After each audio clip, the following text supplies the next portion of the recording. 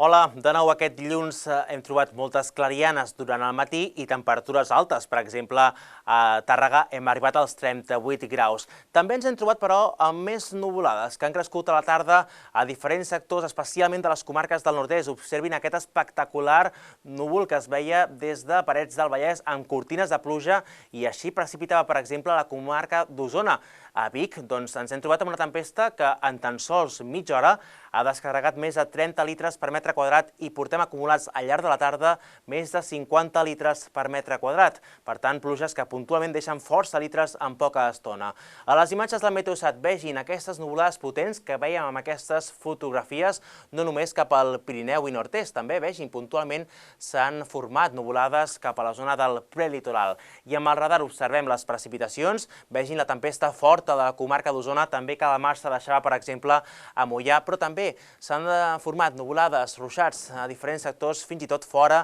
d'aquests sectors de muntanya. I és que ens trobem amb certa inestabilitat amb alçada i això de nou aquest dimarts afavorirà la formació d'aquests ruixats de tarda. El model ens indica, vegin, aquestes traces de pluja que poden afectar diferents sectors de Catalunya i fins i tot les acumulacions poden arribar a trobar-se cap als 50 litres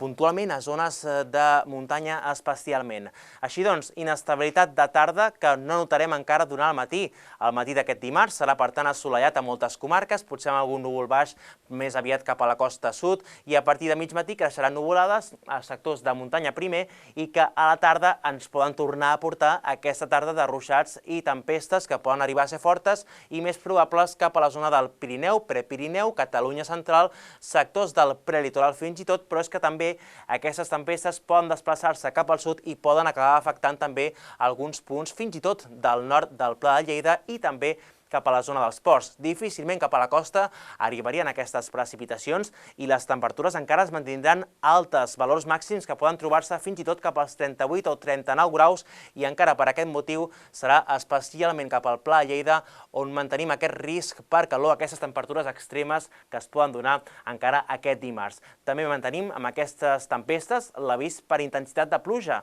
ja que cap al nord de Catalunya aquest dimarts, aquí en aquests sectors, les pluges poden arribar a acumular més de 20 litres en 30 minuts. I pels propers dies, doncs, destaquem que les temperatures encara es mantindran molt altes fins dimecres, a partir de dijous baixaran i cada tarda trobarem ruixats a zones de muntanya més aviat i que fins i tot de cara al cap de setmana podrien fer-se una miqueta més extensos, però això ja ho anirem confirmant. És tot des d'aquí al Servei Meteorològic de Catalunya.